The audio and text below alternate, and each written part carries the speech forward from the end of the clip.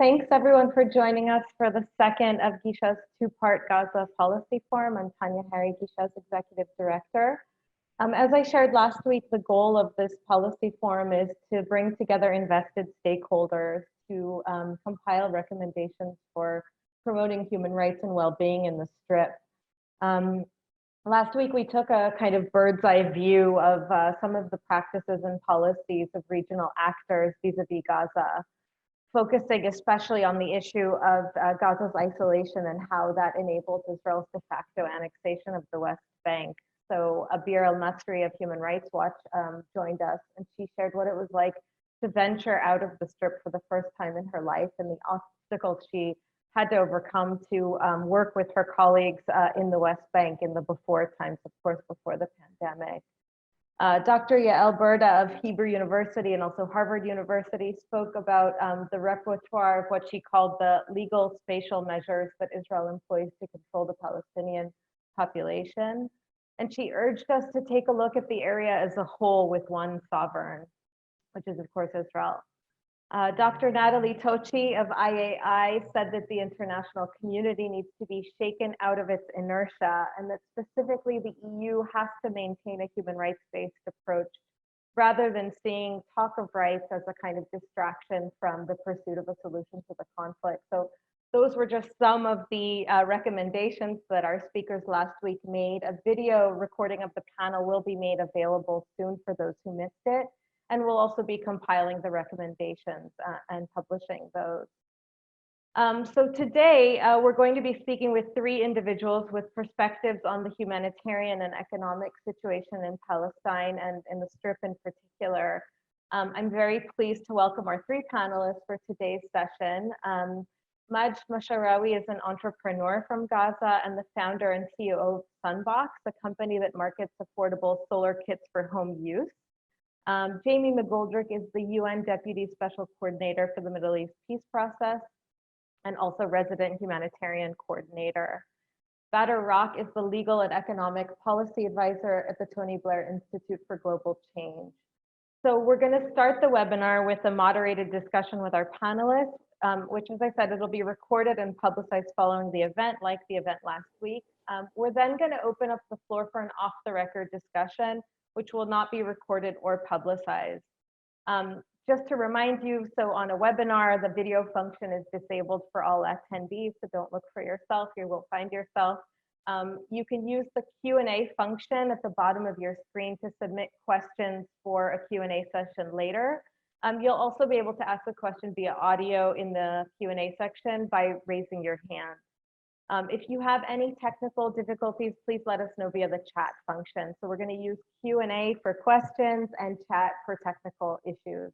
So I actually want to start us off today with something that Dr. Berda spoke about last week. And she advised us, generally us, not to get mired in technical fixes, but rather keep an eye on the big picture. So of course, each of us, and I count Gisha in this, I'm saying each of us on this call, in our particular line of work, we're very much mired in the details. We're very much looking at technical fixes. We're looking at helping individuals on a day-to-day basis. At the same time, I think we all recognize that things cannot substantially improve until X. So X being whatever you believe according to your worldview to fill in that blank.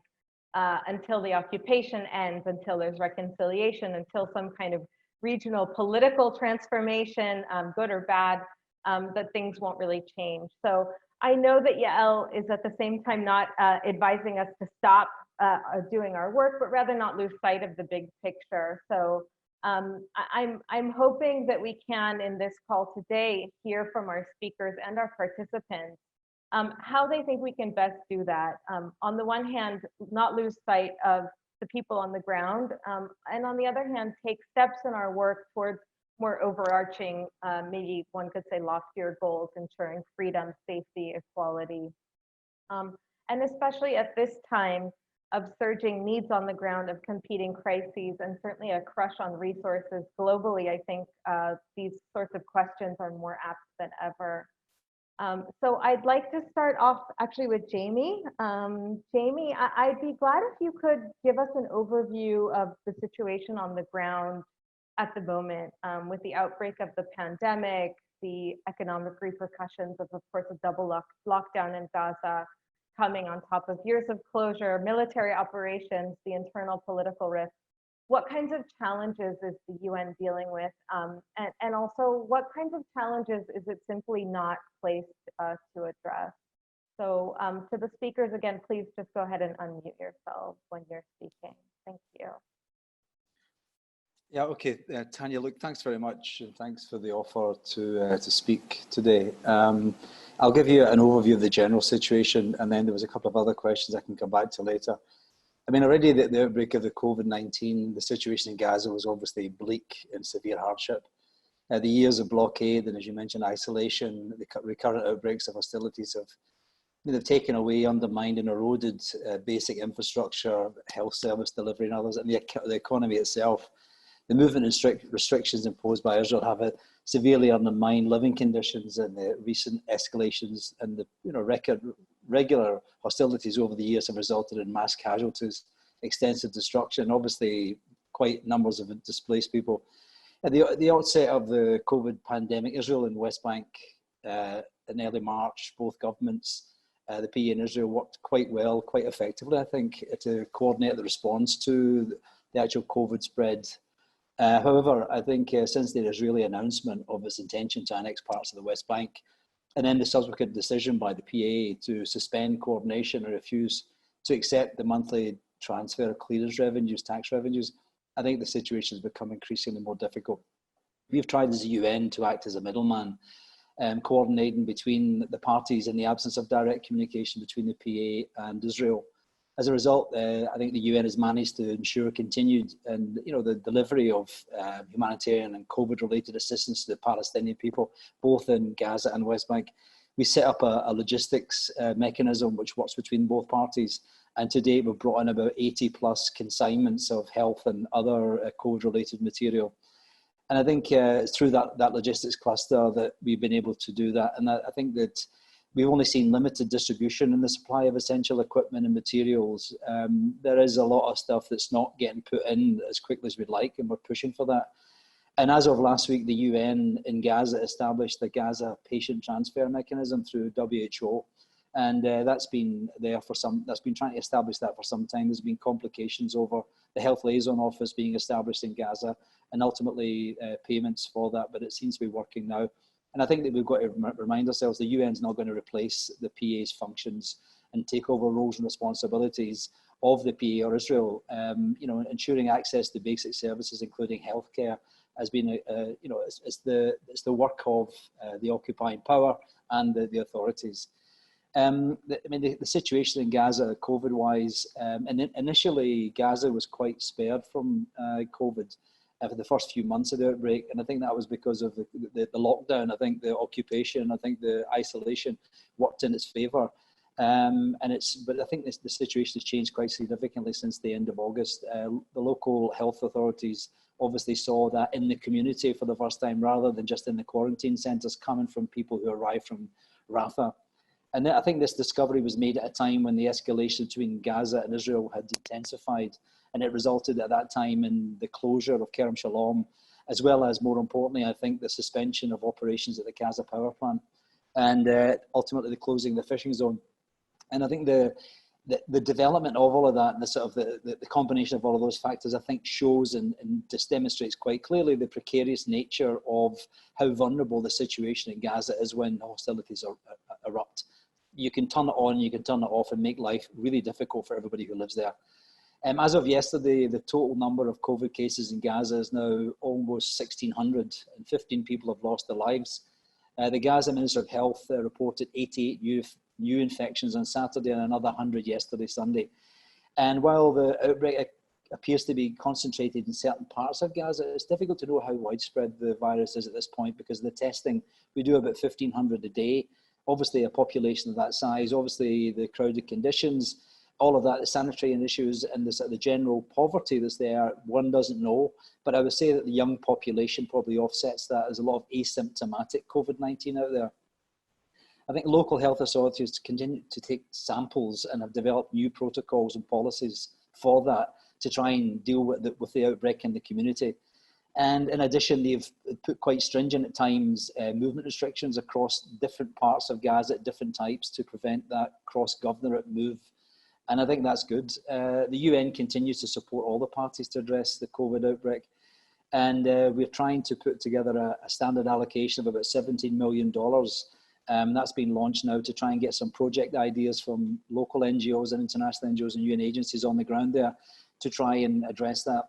We have a COVID response plan, and we've already allocated some $12 million to Gaza, covering health, water, sanitation, etc. So looking to try and strengthen the ability for the Gaza Strip to absorb the actual mild right through to critical cases.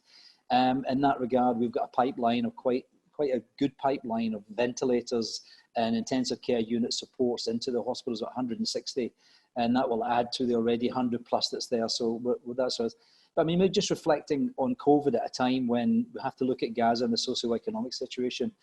It's under great distress, and it has been for decades, and the crisis is multifaceted, including massive unemployment, the demand side contractions, you know, power, the ability of people purchasing power is limited, and collapse in incomes and revenue, the liquidity crunch, the severe non-market bottlenecks in foreign trade, the export-import, all of it is so fragile and can be turned on and off. And the provision of basic services in Gaza, particularly electricity and water, remains totally insufficient for a population of 2 million. And without interrupted access to electricity, healthcare providers, water infrastructure, supply businesses, they're unable to operate. And we spoke to the business community there some weeks ago, and we heard from them the impact that was having directly on their ability to produce, to operate.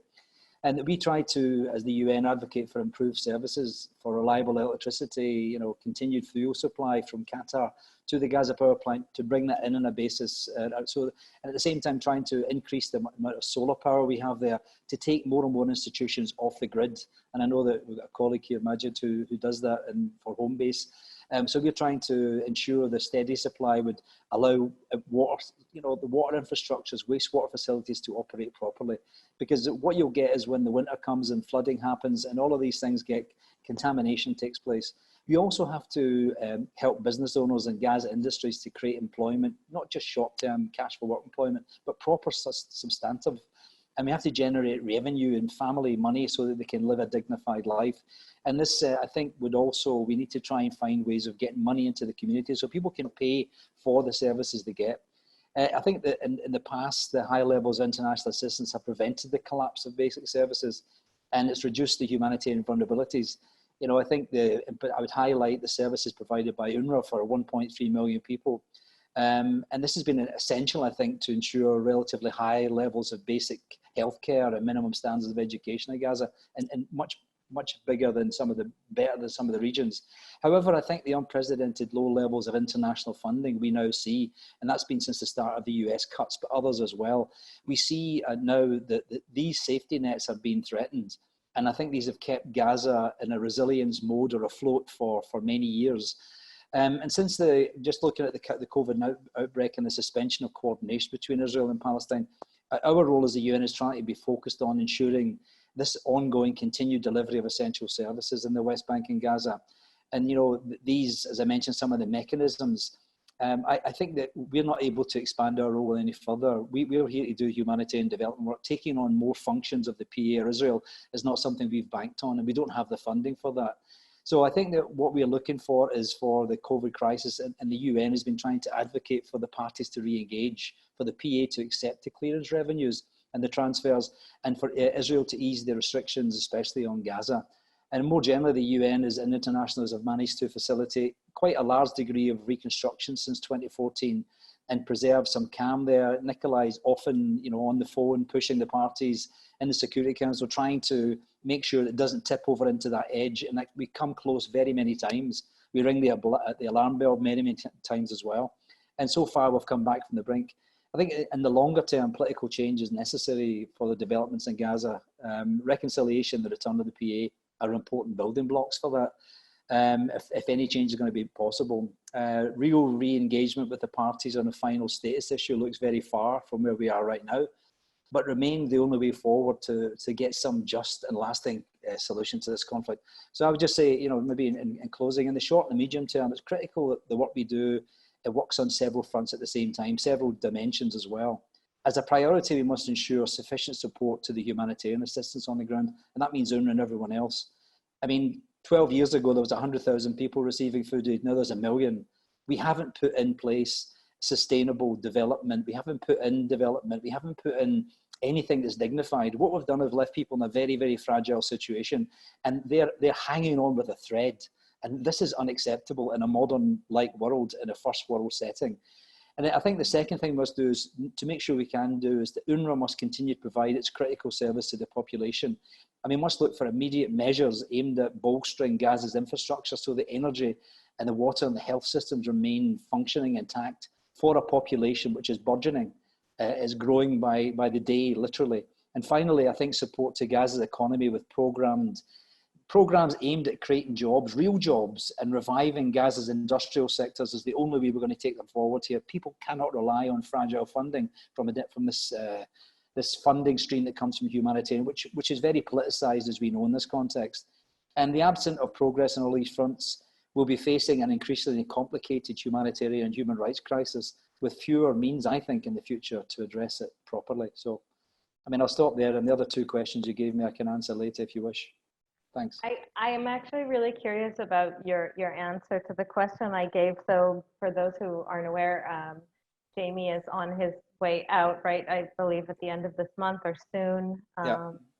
And I'm curious, in light of the things that you have talked about, I mean, we're maybe not everyone, but we're aware of the complicated nature. And I'm sort of curious about your own position in this. I mean, do you have hindsight now on your own position about maybe something you would do differently or advice you would give to your successor in light of what you mentioned? I mean, I think especially in light of the fact that what you're saying, I very much identify with this idea that Gaza is hanging by a thread. In Israel, there's a false perception that, Palestinians get so much aid and nothing goes anywhere. But of course, we know what the reality is, which is that people are sort of running in place, just keeping their heads above water. So I'm curious. I mean, maybe just a few comments. I mean, you asked also about other places I've worked. I don't think I like to compare and contrast crises. I think they're all standalones.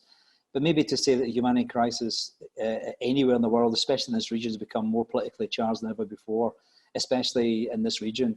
I think more and more humanitarian discussions is taking place in places like the Security Council in absence of political dialogue. I think that humanitarian issues and the content end up being ballast or styrofoam for packaging of political discussions that are not taking place. Political leaders are spending their time discussing these issues when they should be discussing how to fix a problem. And I just think Palestine is the longest standing humanitarian or politicized humanitarian crisis in the world. And I think the recent moves on normalization, as well as the increased threat of annexation, takes the political dimensions of crisis here to, I think, a different level, even, or a different angle, I would say. And if the Israeli and Palestinian conflict is one of the most, I think, intractable of our time, the humanitarian situation it's produced over many years is certainly one of the most complex and the most protracted and entrenched. And I think working here and for my successor in such a polarized and visceral environment, the line between addressing the long-term humanitarian consequences of conflict, in this case, the cumulative effect of decades of occupation and blockade, and being seen and stand in judgment over its causes can quickly become blurred. And I think that we as a humanitarian or as humanitarian organizations cannot afford to stray across the line into the domain of political people and peacemakers, or at least if they want to be accepted across the board with an approach that's accepted, credible and relevant. I think there's one false step, as we all know, in this minefield, be it an action, be it words, can set off charges of bias, of politicization, of prejudice, and ultimately, I think, stymie humanitarian access to people in urgent need of protection and assistance, whatever of the front line they may be on. And I think this is true in armed conflict throughout the world in places I've worked before. Although in Israel and the occupied Palestinian territory, where the perspectives of national identity and history and politics and human suffering have become so intertwined. As a result, I think the path of neutrality has been as delicate as has been crucial. And yet, I think the neutrality, the independence and the impartiality, the things we stand by as humanitarians, risk becoming an empty mantra unless we can put humanitarian response in place, which is seen to be effective and leads to something which is much more dignified in the longer term. And I think that's something we have not been able to do. And the words of advice I would give to my successor is that, I remember Edward Said said in the 1993 Reith lectures, when he said there, we mustn't turn away from difficult principle positions. You know, you know, when you know you've got, that's the right one. But if you don't decide to take that because you don't want to appear too political, or you're afraid of seeming controversial, you want to keep your reputation balanced or impartial, you cannot turn away from that. You've got to accept that. So you've got to be brave, but you've got to be smart, strategic. Otherwise, you'll get clamped on by here. I think it's difficult to predict what the COVID-19 will bring on the world order for Palestine. But I think whatever we believe in that post-COVID world, I think it's shaped by what we do right now, our present response, the willingness for us to act together. I think regional actors, political actors, I think global actors, and I think the local actors, we've got to get a better message out there, a better narrative to counter this very negative. You mentioned the propaganda about too much aid going in there. We know that's not true. We see that every day. But we have to do something to create an impression of a life with dignity. And I think that we must have renewed efforts for dialogue for all the parties, because this lack of reconciliation in the Palestinian leadership is not helping their cause to bring about a better result. And then ultimately, my own advice to my successor would be, spend your time finding solutions. Stop this excuses why it can't be done. And then my Nelson Mandela paraphrasing is also, it's always impossible until it's done. Yeah. And that's why I would go. Yeah. So. Amen. Thank you. Thank you for that, Jamie. And I'm sure people will maybe circle back to some of the things that you said in the Q&A. I want to turn to Maj now, if that's okay. Maj, thanks so much for joining us. I think that the audience of this call is kind of diplomats and fellow civil society organizations. So I'd be glad if you could actually introduce yourself to those who don't know you maybe, and if you can share a bit about the initiatives you've developed, how you got started, et cetera, that'd be great. So thanks.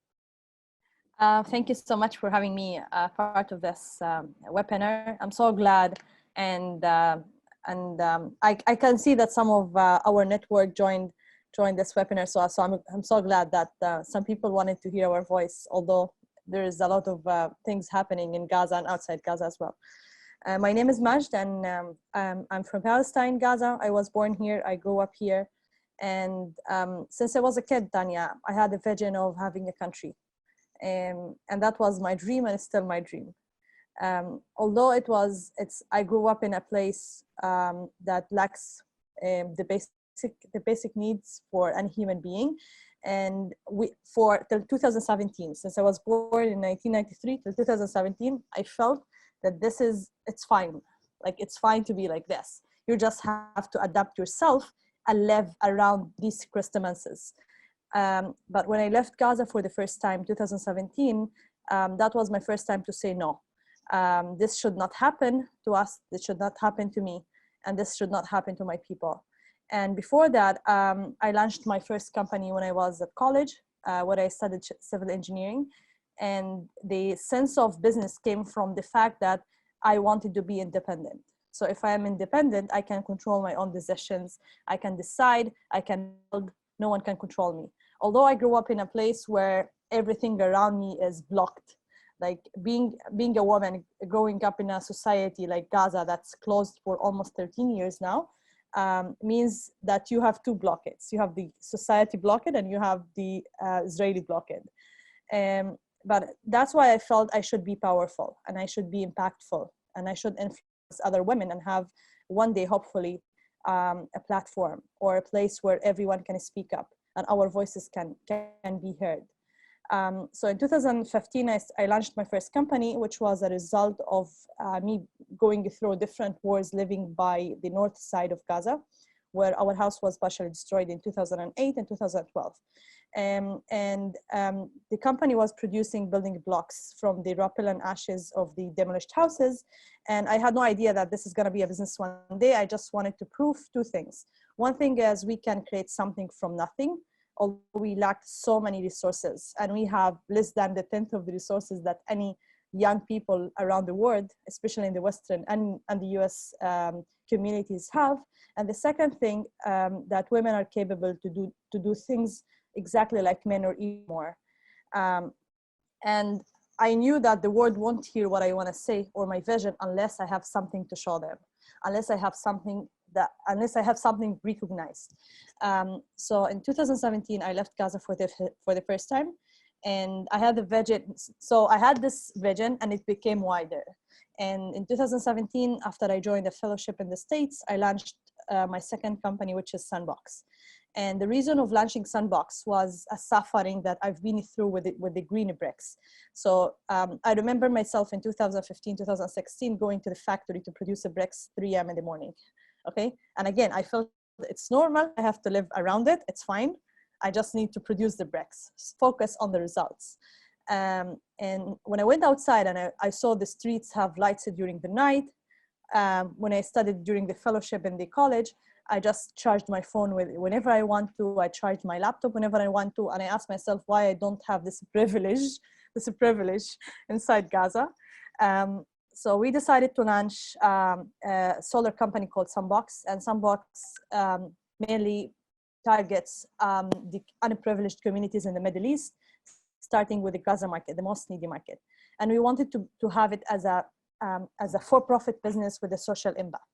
And when we started the company in 2017, I went back to Gaza, and I remember calling Gisha, being stuck in the border, you know, waiting for 12, 15 hours.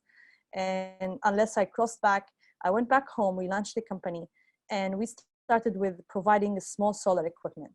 And once we started working in the market, that was the shock, that the market doesn't have money to pay for the devices.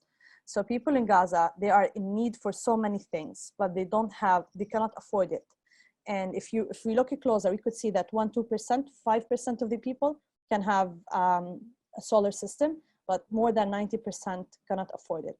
And that was the challenge of how can we make this business running, creating development jobs, and at the same time sustainable. So in the beginning, we've spent so much money on providing subsidized systems, and we've raised investments from recognized investors. One of them is in the meeting today, so I'm so glad she joined. And we've raised as well donations through crowdfunding, and we started providing systems with subsidies. So one solar system would cost a family maximum $350, which is something that even the government here did not believe. Was like, how could you provide affordable solar systems? And this system was shared with more than a family. So we were looking for families in Gaza who live together. For example, 2-3 families could share one device and split even the $350 so they can afford it. Now we've been operating for almost 3 years. And we've become sustainable officially by the end of last year, early this year. We've lost, again, so much money, but I don't consider losing money more than creating the impact. We've provided around 10,000 people with electricity, another 8,000 to 9,000 with water. So we've worked on the household level. We did solar systems for desalination plants. And we worked in the health sector, providing hospitals, health clinics with solar systems. We also did education. So we launched recently an online classroom that teaches solar basics for free for our fresh graduates in Gaza. And we've been recognized in many different platforms around the world. So we got awards. We managed to make the team travel for the first time. And these are young people who had the same vision like the one I had in 2017, and to show them how the world looks like. And today we are in the phase of scaling up. So we are looking for a next market that we wanted to penetrate. We are finalizing our documents, registration, and yeah, there are other things to say, but this is just in general. But by the end of, I wouldn't say the end, by today, which is after almost 5 years of working in the entrepreneurship ecosystem and the entrepreneurship sector in Gaza, it's there's no economy. Like I would be sarcastic if I could say, yes, we are supporting the economy is supporting us. Like we consider a country, when do we, and that's a question I asked myself this year. I was like, when do we consider a country if it has an economy or if it doesn't have an economy? And an economy means free trading. So I remember many times our products were stuck in the border for months, and the border was just closed because of the Great March of Return and the bombs back and forth. I remember we've brought batteries that was out of date because it was stuck. I remember not being able to issue some permits for some products because they just dual use. And I remember selling products with almost cheaper than what costed us because people cannot afford paying for it because there is no salaries. So this is not a regular economy, and we don't consider Sandbox in the market as any other company around the world. No, because we've been operating under different circumstances, and we've been trying to do the things, the impact, not only the return. And it has been difficult. It has been so difficult because it's not like one government is controlling your life. You have 3 governments, and add to that Egypt and Jordan. And yeah, so when you have to find a common ground between every stakeholder and just try to get everyone on your side by not making the other side upset. And that was the challenge, how to, to satisfy, for example, X and not upset Y during your work. Add to that the social pressure. And as a small company trying to show that it's possible to do different things, we faced some, we faced a lot of difficulties from the local government. And that was like, they were saying, what you are trying to do? Why do you do this? Like, we don't understand. We don't believe that young people can do such a thing. Someone like you should go back home and get married. Like, why do you do this? And now you are gathering young people around you. This is not normal. This kind of support. And when I needed a support buddy, I went to the United Nations office, and they said, all what we can offer you is recognition. So we can write about your case, thanks to them, but we can't protect you. So, okay, you can write about my case, for example, and you can write about what we do, but at the same time, what happens if, for example, the government comes and say, we will arrest you, okay? Because you've been talking badly about us. Or what could happen if someone says, Majd has been interrogated at Erez border, so I can write about this. So Israel would say, no permit again. So there is no guarantee, there is no protection for young people who are trying to do something different or creating development projects on the ground. Part of, away from Sandbox and Green Cake, we've initiated several initiatives. One of them is now we are working on creating a women's summit in Gaza, which will be a first platform for women entrepreneurs working on the tech, energy, water sector.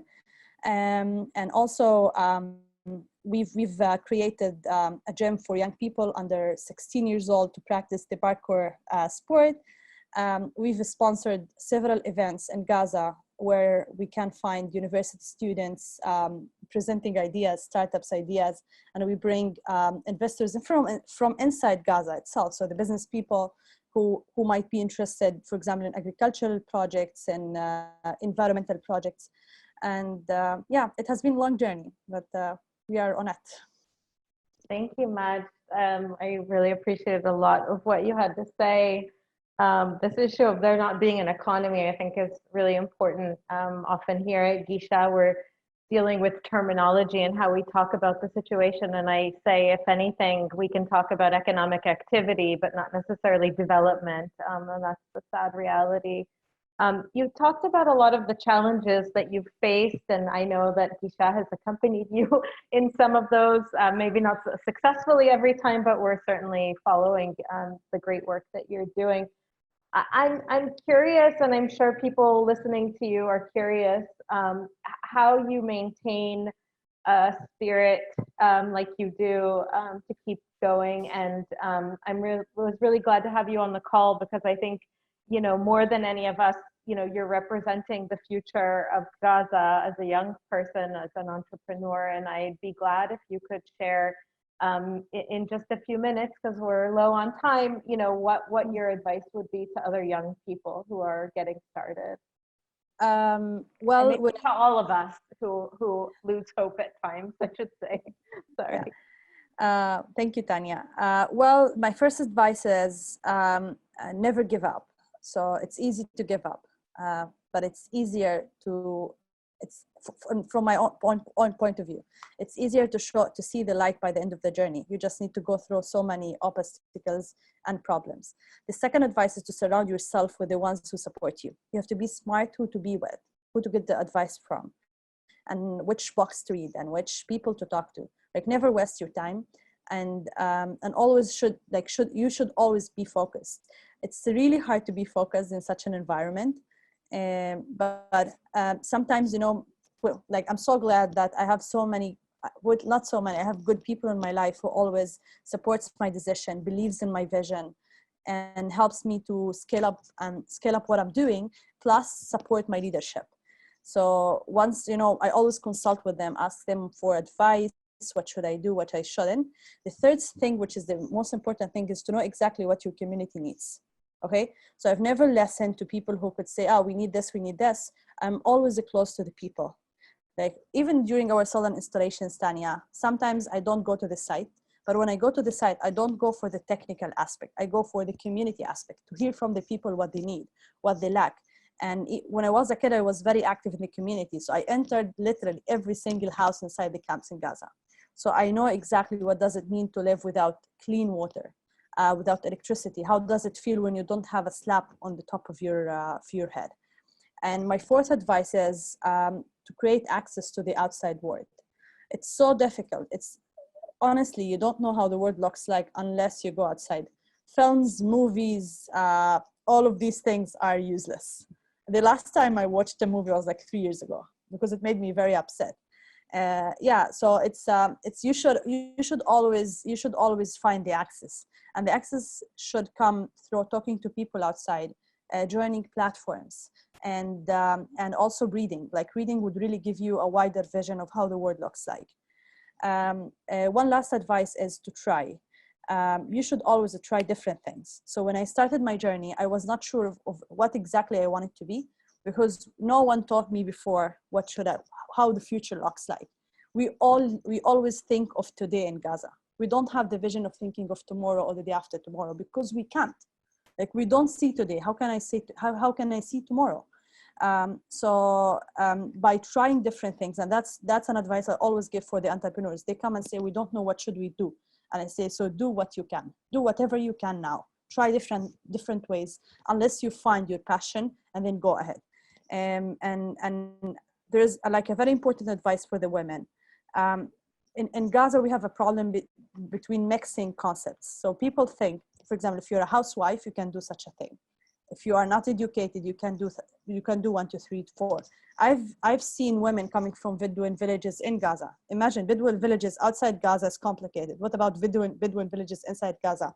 And they have been so successful. Like, these women should be featured, should be taken as role models, and that's what we lack. Like, when I grow up, I was looking for someone from my community, not in the States, okay? Not in Europe, not in the Arab world. I was looking for a woman from Gaza who's doing something different, so I can consult with her. I was seeking for a mentorship from someone from my community. So we should build role models. We should build people who can be as a reference for other people who are just starting their life. But unfortunately, no one is building this. And this is one essential part of any infrastructure of a community, where you can find people like Jamie just mentioned about Nelson Mandela. Okay, so it means that he was influenced by him. I was influenced by Muhammad Ali a lot, and I was reading his, books and reading this and this. So we need someone who's close to our culture. So when we do anything, we would feel that it's okay. You know what I mean? Yeah, definitely. Thank you so much. That was really uplifting for me personally, and again, I am sure that people will have questions for you. So turning now to Badr, and maybe going back a bit to the kind of out of the economic world and back into the humanitarian and the aid world. I want to talk to you about projects. So projects is something that, you know, comes up often in discussions about the Strip. People, diplomats, others are looking for what can be transformative. Is it the seaport? Is it building an airport? And the counter argument that we make at Gisha is certainly that these projects are important. They could really open Gaza up for the, you know, access that it needs. On the other hand, that they could serve as an excuse to further undermine the connection between the West Bank and Gaza, and to kind of continue to isolate the Strip. So I'm wondering what your perspective is, and I've heard that you have an interesting perspective on this. Do you think that these projects should progress despite the political deadlock in the region, despite, you know, reconciliation not going forward, or do you think that they should be put on hold until there is some kind of progress? So that's the kind of general question to start with. Thank you, Tanya. Thank you for inviting me to speak. So first of all, I'd like to thank Jamie and Majd for the interventions that they made. Very important. Majd, good luck. It's really inspiring what you were able to do despite all the challenges in Gaza. Thank you. Going back to your question, Tanya, I think we really don't have too many options. You said Gaza is on a thin thread, but if we look at the numbers now, especially after COVID, unfortunately, I think even that thread is being closed. We're talking about an expected fall of 10% in the GDP. The perfect storm hitting Gaza, both COVID and the PA decision not to take the tax revenues, have resulted in quite significant impact in Gaza. I mean, the economic situation in Gaza was very bad to start with. Therefore, when people look at the numbers, they're like, okay, so another 5–10% fall, what does it mean? Well, that 5–10% fall means, for example, an increase in 10% in poverty and food insecurity for people. It also means that the increase in Qatari aid to Gaza, the quite significant increase in absolute numbers of Qatari aid in Gaza, if we assess its economic impact, well, all it means that it will only sustain the situation from collapsing. It will not result in any economic development or progress in Gaza, just because the decision by the PA not to pay full salaries or not to take the taxes that would enable it to pay public employee salaries means that about $30 million were already lost in Gaza. So if you take the extra money that Qatar is pumping into Gaza, which is very important, but nonetheless, once the PA is not transferring the salaries, the only thing that is happening is that the Qatari money is filling a new vacuum created by a political decision not to take the tax money. Now, if someone wants to shoot themselves in the head, and I'm speaking about the PA, the question is, should we, as the international community or as NGOs, stand on the side and continue to look at this person committing suicide? In this case, it's not a person, it's an authority responsible for 5 million people, both in the West Bank and in the Gaza Strip. And in the Gaza Strip, about more than 50% of all people employed who receive salaries are in the public sector. So the moment that the PA is not paying salaries, it's not paying pensions, that means about 50% of the people are not receiving money that they can then spend into the economy, which would create some movement inside the Gaza economy. It's such a fatal decision when it comes to the tax money. Now, obviously, the PA is arguing that they're doing it out of a political motivation. Someone might understand that, but on the other hand, this decision is resulting in such a tremendous impact, both on the West Bank economy and on the private sector in the West Bank, and the numbers there are staggering. I mean, If you look at the numbers in the West Bank this year, they resemble the numbers in Gaza. I mean, 40% underutilization of labor. These are numbers that we used to see in Gaza, not in the West Bank. But in Gaza, it's way much worse. You're speaking about, for example, 65% of underutilization of labor in Gaza. We see an increase of 10% in poverty levels in Gaza, and this is only in counting Q1 and Q2. We still didn't get the numbers for Q3 and Q4, and I think the picture will be even worse. So therefore, I think we don't have the option to not to think about or think outside of the box on implementing projects that can help the private sector, because at the end of the day, if we can't help the public sector, we need to look at ways to help the private sector in Gaza.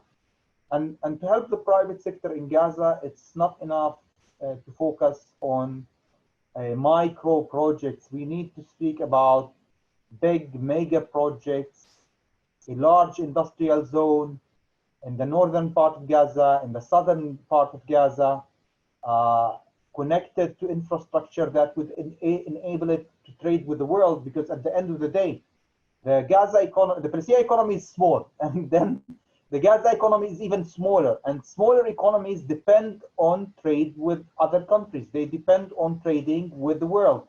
They are not economies of scale where internal economic activity is enough to sustain the economy. We're not talking about China or the US market. We're talking about Gaza. And Gaza depends on trade with the West Bank, with Israel, with other countries. And therefore, when we looked at trying to quantify the impact of measures, the only meaningful measure that would result in a change in Gaza is removing the restrictions on the entry of goods and raw materials in Gaza and allowing Gaza to export products and labor out from Gaza to Israel, to the West Bank, and to other countries. Now, for that to happen, obviously, there needs to be a set of political developments, favorable political developments that would allow that. Now, obviously, all of that is in theory. And in reality, we're facing a perfect storm. Because on the one hand, we have COVID, a pandemic that many countries are suffering from, and now, unfortunately, also in the most locked down place on planet Earth, Gaza, COVID is spreading, and the de facto government there is taking measures not too different from other authorities to deal with the situation, which is the lockdown. So you're talking about an area that is under lockdown, and inside that area, there's another lockdown. So how can the economy function in such a situation? It can't simply function. Neither trade with the outside world or internal trade inside Gaza. And now, on the other hand, you have the complications with the Palestinian Authority decision not to take the money, not to take the tax money, and the continuing threat of we are going to return the keys to Israel. So that begs the question, if the PA decides to return the keys to Israel, what's our plan as the international community to deal with even a more severe crisis in Gaza that will result from a decision to hand back the keys to Israel? How will Gaza be sustainable? Again, 85% of family income in Gaza depend on public salaries. As much as we would like to think that Gaza needs to be dependent on the private sector, it would take a long time until we get there. In the meantime, Gaza is very much dependent on the public sector. It's not good, but that's the reality. And if the PA decides to return the keys back to Israel, we'll need to find a way through the UN, through the AHLC, through other mechanisms to allow this public sector in Gaza to continue to function, because for now, in reality, it is sustaining what is left of the Gaza economy. And then we need to think about moving to building mega economic projects in order to sustain Gaza. One of the ideas we've published in one of our papers, establishing a North Gaza industrial zone in the Ares area, which would allow to link it to special mechanisms with the crossing there, allowing materials to come in and go out. And obviously, I can speak about that in more details, but I'm obviously cautious about time. So therefore, answering your question, Tanya, yes, we need to think outside the box. We need to think about mega projects, especially in the private sector. But at the same time, we need to remember that in reality now, what is left of the Gaza economy depends on aid, depends on the public sector continuing to function. And the last thing that anyone would like to see is a collapse of the PA that would result in a collapse in Gaza. Because that's the equation. The moment that the PA collapses, Gaza will collapse with it, because Gaza, more than the West Bank, is dependent on the money being transferred from the Palestinian Authority to Gaza. Despite the fact that over the years, these transfers have been corroded, despite the fact that over years, the PA has been cutting salaries in Gaza. But nonetheless, even now, with the little amounts of money that are being transferred from the Palestinian Authority to Gaza, these amounts are much more significant than, for example, the Qatari aid going into Gaza. So I'm not seeing many countries standing in line to fill in the gap once the PA collapses. Therefore, in the coming AHLC meeting, someone needs to beg and ask the question from the participants, what is the plan if at the end of the day the PA collapses? And we're not far from that situation or that point in time. The PA needs $300 million a month in order to continue its operation at a minimal level. If that money is not found, then it will not be able to pay salaries. It has been, in the last 4 months, for example, it paid only 1.5 salaries. 2.5 salaries are missing. These are 2.5 salaries missing from each family, but at the same time, it's hundreds of millions of dollars missing in the economy, which is basically choking the economy. The PA has exhausted the ability to lend money from private banks. It's now it turned to the Arab League in order to lend money. The Arab League wouldn't even circulate the PA letter of request. So the PA is now turning to individual countries asking to receive loans on the expense of a guarantee of the money that is in Israel. So for God's sake, go take the money in Israel and then find other ways to challenge Israel.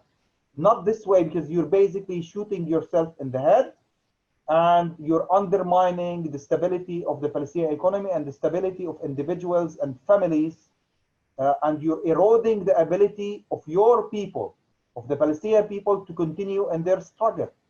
We're seeing in the West Bank people who work for example, in the public sector and in the security forces, turning to work in Israel illegally. They cross the border, they go and work in Israel. So a policeman during the day now is going to work in Israel in construction. How smart is that? In Gaza, obviously, they don't have this luxury. They can't cross the border. You cross the border, you get shot, you get killed. So they don't even have the luxury to cross the border to go seek work in Israel. I think the first thing that needs to happen is the PA needs to climb down from the tree, take back the money.